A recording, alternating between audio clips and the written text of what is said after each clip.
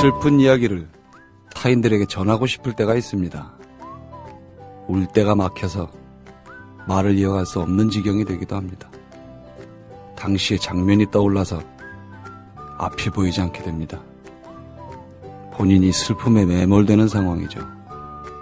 그러나 전달하기 위해서는 담담해야 합니다. 내가 먼저 울면 상대는 단지 나를 위로하다가 돌아섭니다. 대상으로만 바라보기도 합니다. 전달하려는 슬픔의 내부로 들어오는 통로가 좁아지는 거죠. 담담하게, 진솔하게 슬픔을 이야기할 때 듣는 모두가 눈물을 흘릴 겁니다.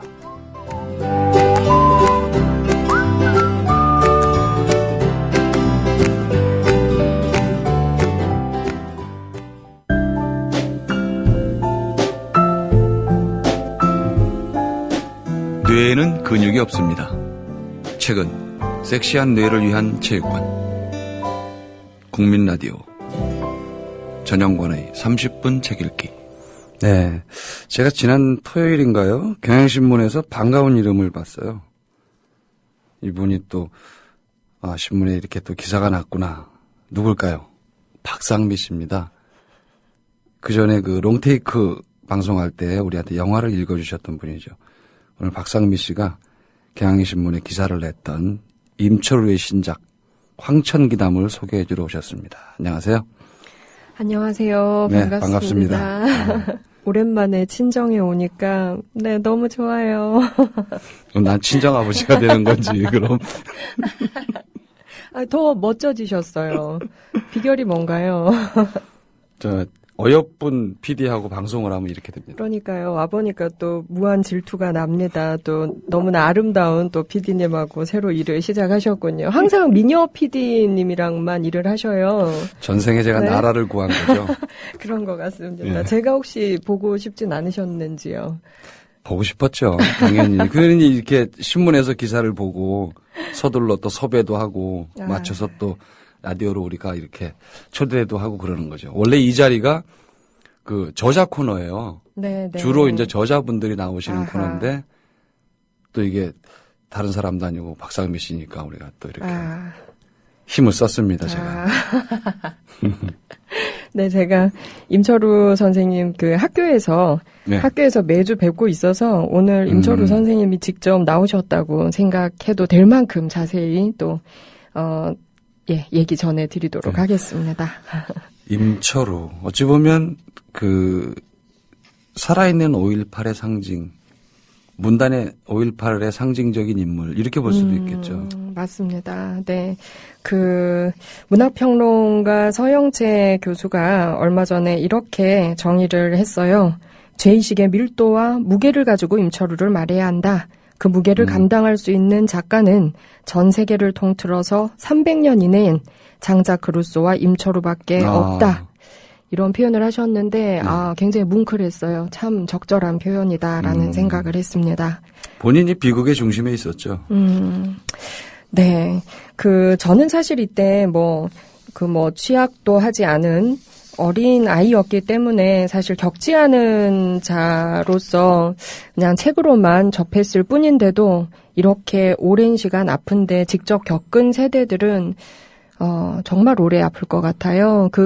전영관 시인님께서는 5.18 관련 시도 또 쓰셨잖아요. 저는 네네. 그 당시에 대학 1학년이었기 때문에 서울역을 뛰어다니고 있을 때였죠. 제가 이렇게 적극 가담자 이런 건 아니고, 공대생 특유의 멀뚱멀뚱함 이런 것도 좀 있었기 때문에, 좀 그런 건 있습니다. 상처가 있죠, 저한테도 5.18에 대한 그렇구나. 건. 100일 휴교도 있었고. 그 당시에요? 네. 그래도 대학생으로 그 시기를 보내셨네요. 네. 그래요. 영화 감독 이창동 씨가 임철우 씨가 쓴 그 섬에 가고 싶다라는 소설 아시죠? 그 소설 워낙 유명한. 그 소설 서평에 이런 얘기를 쓰셨더라고요. 임철우라는 작가를 학생 때부터 만나고 싶었다. 근데 한번 이야기를 전해 듣게 됐대요. 이야기를 전해 듣게 됐는데 서울에 와서 그 대학을 전남대를 졸업하고 이제 서울로 대학원을 와서 서울 친구들한테 광주에서 내가 본 이야기를 해도 아무도 믿지 않더라. 다들 그런 일이 정말 있을 수 있느냐 믿지 않아서 그냥 눈물만 뚜두둑 흘리던 임철우를 기억한다. 이런 얘기를 보았어요. 그래서 그런 이야기를 서울 친구들한테 해주면 다들 멀뚱멀뚱 바라보다가 오 주여 이렇게 얘기를 한대요. 그러면 임철우 작가가 이렇게 말했다고 해요. 우리는 광주 밖의 도시에 있었던 모든 사람들이 우리의 주님이었다. 우리는 그들에게 주여라고 말하고 싶었다. 참. 아무리 기다려도 아무도 와주지 않았고 갈 수 없었던 곳이었나 봐요. 지금보다 지금은 이제 핸드폰들이 많이 보급이 됐고 네. 저 같은 경우도 지금 진도에 살고 있는 페이스북 친구한테 현지 소식을 듣고 있어요. 이러이러하다 듣고 있는데 그 당시에는 1980년에는 심지어 집에 전화가 없는 경우도 많았어요. 어지간히 살아야 집에 전화가 있지. 제 기억으로는 뭐 흔히 말하는 그 청색 전화, 백색 전화 뭐 이런 것이 있던 시대였기 때문에 그 임철우 작가의 말대로 완벽히 고립된 섬이었을 수 있어요. 육시의 섬이죠, 그거는. 네. 그래서 보면 임철우 작가의 모든 소설을 간통하고 있는 아주 밀도 있는 그 의식은 사실 죄의식인데요. 사실 이분은 죄가 없지요. 죄도 없는데 죄의식의 한 복판에 서 있습니다. 근데 죄의식이 있기 때문에 이 역사의 또 주인으로 서서 오늘날까지 아주 가열차게 역사의 이야기를 소설로 쓸 수 있는 또 힘이 되지 않는가라는 생각을 해요. 네. 분노가 힘이 되는 것처럼. 네. 근데 그 죄가 사실 한 개인의 죄가 아니라 집단의 것일 때 이게 예산일이 아닌 것 같습니다. 그 20세기의 한국 역사에서 자국의 군인을 향해서 국민들이 총을 들었죠. 왜? 군인들이 먼저 총을 들었으니까. 네. 국가폭력은 국가가 자해 행위를 하는 것인데요. 최고 권위는 국민에게서 나온다라는 걸 왜 그들은 늘 잊는 것일까요? 적당히 하면은 정권 유지가 되고 지금 자해라고 말씀하신 게 이제 극단까지 갔을 때 국가가 국민에게 행하는 폭력이 극단까지 가면 결국 정권이 무너지거든요. 맞습니다. 그래서 이제 그 자해가 되는 건데 그렇게까지 안 가고도 국민을 제압할 수 있다고 생각하는 거죠. 국가가 국민에게 총을 겨눈다는 것은 정말 자해 행위인데요. 네.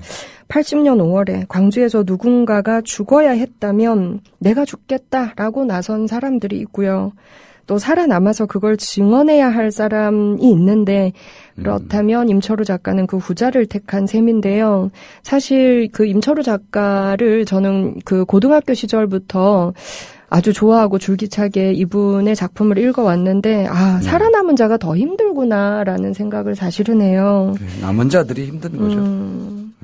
그래서 그들의 죽음을 지켜본 자로서 자신의 방식대로 죄의식을 치르는 소설을 아까 말씀드린 대로 가열차게 쉬지 않고 쓰고 있는 유일한 작가가 아닌가 이런 생각을 합니다. 네, 어제가 이제 5.18이었으니까 아주 시적절한 얘기가 되는 거죠, 지금은. 네. 근데 유난히 올해 봄은 특히 5.18은 더 아픈 것 같습니다. 5월 16일이 이제 두 가지 의미로 저한테는 오는데 네. 흔히 우리가 말하는 5.16 쿠데타가 있지만 좀 현실에 맞춰서 생각해 보면 세월호가 가라앉은 지 한 달 되는 날입니다. 네, 한 달 되는 날입니다. 그 사실 임철우 소설가의 책에 나오는 사실 봄날을 읽으면서도 이건 양민학살이다라는 생각이 들었고요. 그의 소설 100년여간에서도 양민학살의 이야기가 나옵니다. 그런데 사실 이 올해 5월에 특히나 임철우 소설가의 그 책들이 많이 떠오르는 건 4월 16일에 있었던 그 일이 우리에게는 이상하게도 많은 부분 오버랩되지요. 네, 그래서 임철우 소설가의 책에 나오는 5월에 산 증인들, 누군가 죽어야 하면 내가 죽겠다라고 나서서 죽었던 그 사람들, 사실 사진 속의 그들은 아주 젊은 얼굴로, 대학생의 얼굴로 남아 있습니다. 그렇게 본다면 책 표지에 지금 나와 있는 임철우 작가는 가장 늙은 사람이지요. 그렇죠. 앞으로 더 늙어가겠지요. 그리고 죄의식 때문에 계속 괴로워하시겠지요. 그런데 이번에 나온 항천 기담은 이때까지의 소설이랑 좀 분위기가 많이 달라졌어요. 그래서 이걸 읽고 사람들이 임철우 작가가 변했다라고 얘기를 하는데 사실은 변한 게 아니라 가장 임철우다운 모습을 다른 방식을 통해서 새롭게 보여준 소설이라 무척 반가웠습니다. 본인이 또 본인의 힘은 욕망이다 뭐 이런 얘기도 했던 것 같은데. 네. 그러니까 이분이 사실 그 개인적 친분이 있는 사람들은 또 더 절실히 알고 있는 부분인데요. 굉장히 말도 재밌게 하시고, 그 해학과 익살이 넘치는 그런 평소에 말씀하시는 것도 그렇고, 글도 이분의 글을 다 읽은 사람들은 이분이 얼마나 해학과 익살이 넘치는 이야기꾼인지 또 잘 알고 있지요. 그런데, 본인이 겪은 그 광주가 주는 역사적 중압감이 너무나 크기 때문에 이때까지는 그 이야기를 죄의식을 치르든 또 제의식을 치르든 계속 그 얘기를 써오셨어요. 하지만 책을 읽다 보면 중간중간에 그런 작가로서의 이야기꾼으로서의 그런 기질은 숨김없이 모든 소설에서 다 조금씩 다 드러나 있지요. 네, 문학동네에서 나온 황천기담. 네. 요즘 그 임철우 작가가 해외에서도 좀 새롭게 주목받고 있는데요. 그 백년여관이라는 소설도 그렇고, 임철우 작가를 굉장히 좋아하는 평론가라고 소개하고 싶어요. 그 지금 서울대 계시는 서영채 문학평론가가 지난 3월 말에 중국 항저우에서 인터아시아 국제학술대회가 있었어요. 중국, 일본, 대만, 한국 다 모이는 자리인데 거기에 가장 훌륭한 아시아 소설로 임철우 소설가의 소설들을 발표하기도 했고요. 지금 중국어로도 한참 많은 소설들이 번역 중에 있습니다. 네, 이건 우리 한국만 겪을 이야기가 아니라 이런 역사의 아픈 이야기들은 우리가 미래 역사를 준비하는데도 반드시 본보기가 되기 때문에 동아시아 사람들이 주목하는 것 같습니다. 아프리카권조차도 어쨌든 쿠데타나 이런 비극들, 학살들 이런 게 계속 지금 반복되고 있어서 그렇죠. 말씀하신 대로 우리만의 문제가 아닐 수 있어요. 맞습니다. 이것이. 네. 그리고 요즘 독자들은 다 가슴 아픈 이야기 피하고 싶어 하잖아요. 그런데 우리가 피할 것만은 아니라 삶의 이유를 찾아야 우리도 삶의 주인이 될 수 있으니까요. 그래서 이분 소설에 보면 광주 얘기만 나오는 게 사실 아닙니다.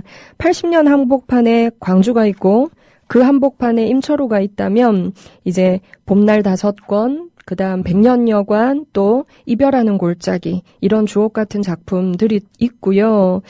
무겁고 아픈 이야기이기도 하죠. 하지만 그 아픔을 견디고 나면 그 다음 이야기는 매우 중요한 메시지이자 굉장히 따뜻한 위안이 모든 소설에 듬뿍 담겨 있습니다. 여기 보면 이 소설 전체에 광주 얘기만 있는 게 아니라 이분 소설 전반에 걸쳐서 20세기 후반 4.3 항쟁의 피해자들 늘 등장하고요.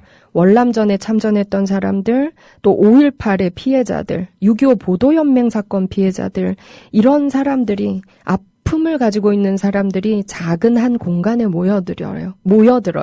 그리고 그들이 나누는 이야기를 통해서 마지막에는 모두에게 그래도 살아야 한다.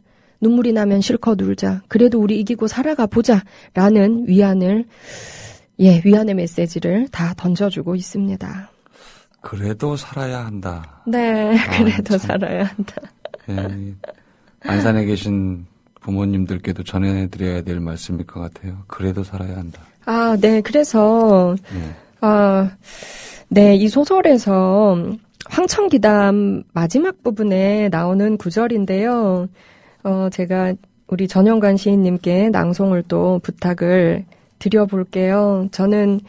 저도 4월 16일 전후에서 이 소설을 또 읽고 다시 또 읽고 했었는데요.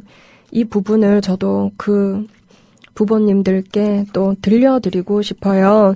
여기는, 이 황천기담에는 5편의 단편 또는 중편을 엮어서, 연작소설로 묶은 건데요. 마지막이 아니구나. 원렵입니다. 원렵편에 보면 이런 대사가 나와요. 이 부분 좀 읽어주시겠어요? 그래, 울어라. 마음껏 울어버려라. 울어야만 산다. 가슴속 돌멩이, 목구멍의 핏덩이를 토해내야만 산다. 내 가엾은 자식들아, 슬픔이 너의 힘이다. 분노와 한이 너의 힘이다. 고통이, 울분이, 후회가 바로 너희를 살게 하는 힘이다. 그러니 어찌할 것이냐. 그 힘으로 어떻게든 버텨내거라. 한사코 포기하지 말고 어떻게든 이 끔찍스러운 생을 살아내거라. 포만감에 젖은 사내들은 새근새근 숨소리를 내며 어느새 고온이 잠들어 있다. 평생 단 한 번도 맛본 적 없는 평화와 안식의 품속에 그들은 행복한 젖먹이가 되어 포근히 안겨 있다. 사내들이 젖먹이가 되어 안겨 있다. 네, 여기에 이 사내들, 이 4명의 사내들도요, 네. 굉장한 상처를 가진 지친 영혼들입니다.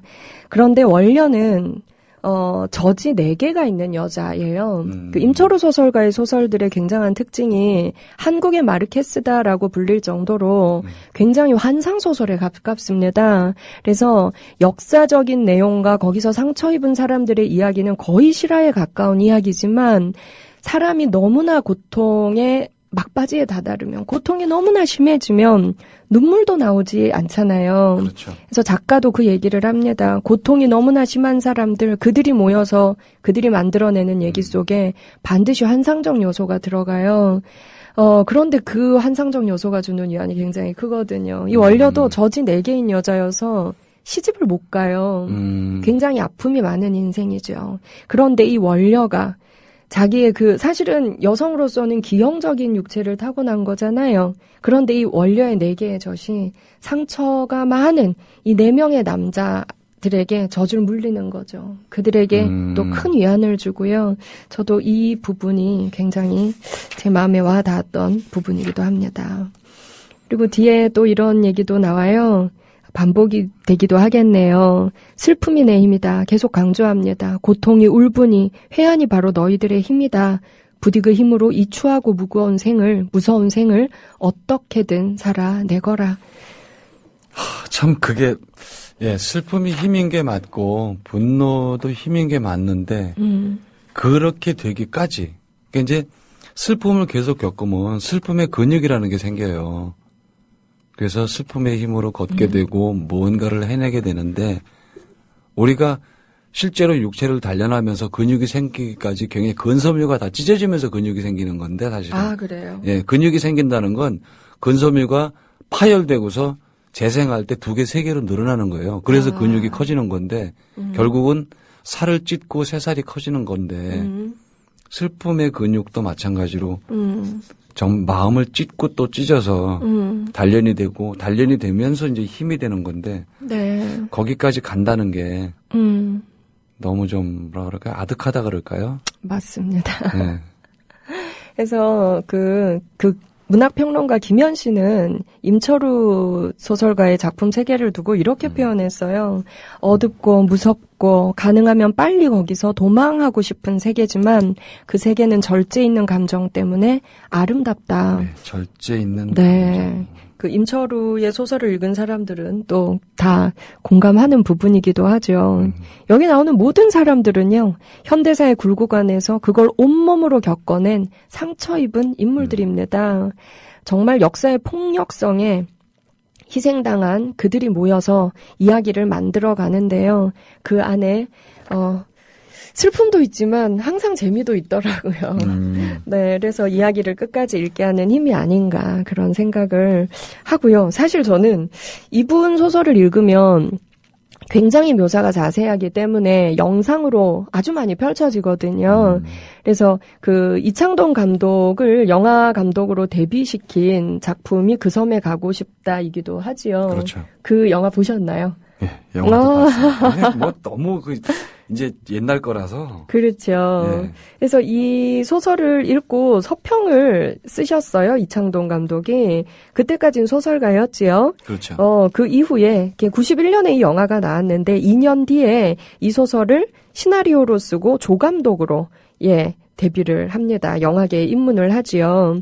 근데 임철우의 소설을 읽다 보면 지독하게 아픈 현실이지만 그 안에 별처럼 아름다운 사람들이 등장하고 또 눈물겹게 따뜻한 서정의 세계가 또 이분의 독특한 마술적인 상상력하고 어우러져서 굉장히 묘약 같은 위안을 주지요. 그래서 영화로 만들어져도 누구에게나 매력이 있을 만한. 그리고 최근에 우리 전용환 시인님이랑 저랑 영화 프로 할 때 그 남영동 1985도 우리 잠깐 했었잖아요. 네, 잠깐 언급을 했죠. 예, 네. 정지영 감독이 네. 그 영화를 만들게 된 계기가 임철우 소설가의 붉은 방을 읽고 그 이미지를 오랫동안 품고 있으면서 영화해야지라고 생각하다가 맺어낸 결실이 또 그 영화이기도 합니다. 그랬군요. 아무튼 이게 그런 뭐라 그럴까요? 판타지적인 요소가 들어간다거나 지금 상미 씨 말씀하신 비극 속에도 또 따뜻한 인물들.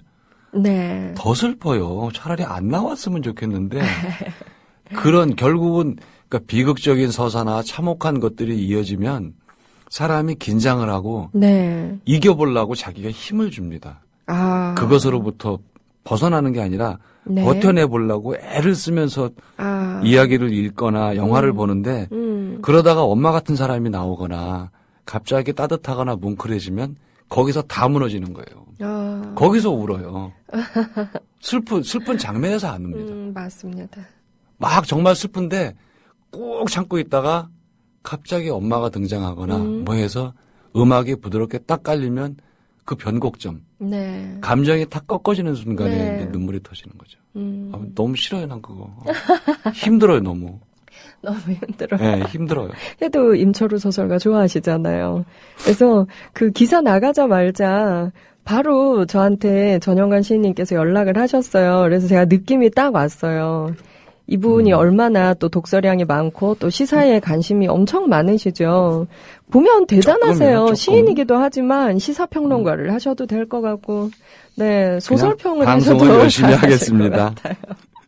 요즘은 그래서, 이게 천직인 네. 것 같아요. 그래서 임철우 소설가의 이야기를 국민 TV에 와서 전해달라고 연락을 하셨구나. 네, 생각을 시기도 딱 맞고 했습니다. 네, 적절합니다. 그래서 나중에라도 물론 임철호 소설가를 한번 모실 생각도 있어요. 그래서 네. 전쟁 이야기나 이런 거는 한번 네. 본인이 나오셔서 해도 좋을 것 같고. 좋지요. 항청기담은 네. 제가 오늘 전하는 게 더 잘할 것 같고요. 네. 백년여관이 지금 중국어로도 번역이 되고 있고 사실 백년여관은 엄청난 소설이다라는 평가를 많이 받은 것에 비해서 우리 한국의 역사 100년의 근현대사가 다 등장하고 거기에 그 한국의 마르케스다라고 평가를 받을 정도로 환상적 요소가 많이 들어가서 놀라운 이야기를 담고 있는데 1세도 안 팔렸어요.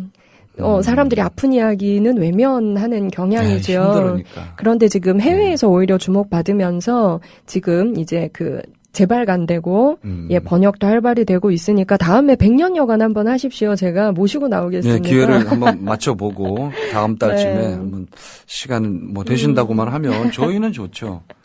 나와주신다고만 네. 하면. 선생님 다음 달에 꼭 한번 나와주십시오. 제가 벌써 얘기를 해버렸습니다. 이제 방송 들으실 테니까. 네, 그렇죠. 그리고 이 부분은 제가 기사에도 썼던 부분인데 네. 제가 묻고 전영관 시인님께서 그 임철우 작가가 대답했던 부분 말씀해 주시면 좋겠습니다. 봄날을 집필할 당시에 연구실 옆방을 쓰고 있던 그 서영채 평론가에게 자주 찾아가셨다고 해요. 밤늦게 공부를 하고 있으면 임철우 작가가 연구실 문을 열고 들어와서 광주의 원원들 때문에 너무나 힘들다라며 눈물을 흘린 적이 많았다고 해요. 제가 이 질문을 하자 이렇게 대답을 하셨습니다. 그 당시 광주에서 일어난 일을 서울 친구들에게 말을 하니 믿지를 못해요. 그래서 거짓 없이 진실을 세상 사람들에게 알리는 글을 써야겠다는 생각이 간절했어요. 친형도 광주 31사단 대위였고 계엄군이었어요. 친구들도 군대에 있었고 사실 계엄군, 시민군 모두 우리 자신이에요. 10년에 걸쳐서 5권짜리 장편소설 봄날을 겨우 완성했어요. 그때를 생각하면 거의 미쳐 있었던 것 같아요. 내가 이 소설을 못 끝내고 죽으면 어떡하나. 제발 끝낼 수만 있었으면 좋겠다 생각했어요. 참, 죄의식이라고 말하기는 너무 함부로 말하는 것 같은 느낌이 들어요. 그런 단어 하나로 표현하기엔. 네, 그렇습니다. 네. 그래서 이번에 나온 연작 소설집은요, 굉장히 재밌는 마음으로 쓰셨다고 해요. 어느 정도 역사에 대한 그 죄책감도 앞선 작품들에서 많이 풀어냈고, 그래서 제의식의 하중에서 조금 벗어나니까 그 안에 눌려있던 상상력이 마구 터져 나왔다라고 작가는 얘기를 합니다. 그래서 오랜 시간 임철우 작가를 좋아했던 사람들은 또 무척 이 소설을 보고 반가웠지요. 자유롭고 기쁜 마음으로 썼다. 네. 이때까지 비통한 마음으로 썼다면 황천기담은 통곡이 그친 다음에 그래도 살아야지 어쩌겠냐 이런 마음으로 썼다라고 얘기를 합니다. 네. 꼭 임철우에 대한 선입견이라고 하면은 좀 말이 거칠지만 네네. 그동안의 임철우와는 또 다른 황천기담. 여러분들이 한번 이달에 꼭 사서 읽어보시면 좋을 것 같습니다. 상미 씨가 또 이렇게 초대에 응해 주셔서 굉장히 바쁘신 분인데 어렵게 또 나오셔서 이렇게 강의 시간에 TV에서 부르면 언제든지 와야지요. 오늘 저도 좋은 시간 함께해서 무척 기뻤고요. 좋은 소설 소개할 수 있는 기회 주셔서 감사합니다. 예, 오늘 감사합니다. 네, 임철우는 5.18 당시에 전남대 영문과 4학년 휴학생이었습니다. 그의 신작을 함께 얘기해봤고요. 아버지도 좌익이었고 당숙도 마찬가지였고 그 내부에 그런 슬픔들이 있을 겁니다. 애정결핍으로 점철된 그런 유년의 허방들도 있을 겁니다. 작가는 이 책을 일컬어서 스스로 욕망의 화신이 되거나 욕망에 사로잡혀 괴물로 변해가는 사람들의 이야기라고 합니다. 우리라고 다르겠습니까? 광주를, 현대사의 비극을 자신들 욕망의 도구로 사용하는 사람들을 보면서 괴물을 예감합니다. 역사란 누구나 이용할 수 있는 공공재와 가깝지만 개인의 영달을 위해서 사용할 수는 없는 겁니다. 이 책이 5.18 관련한 책은 아니지만 비극의 중앙부를 관통하고 또 살아남은 그 작가의 내면을 읽어보면서 문학적 승화를 느끼실 수 있을 겁니다. 세월호 이야기를 하면 저더러 정치적이라고 비난합니다. 대통령 이야기를 해도 마찬가지고요. 저는 주권을 가진 국민입니다. 이건 정치 이전의 문제, 대통령으로서의 자격에 관한 문책입니다. 아울러 인간은 무언가를 추구하면서 살기 때문에 누구나 정치적인 겁니다. 지금까지 30분 책 읽기 전영관이었습니다.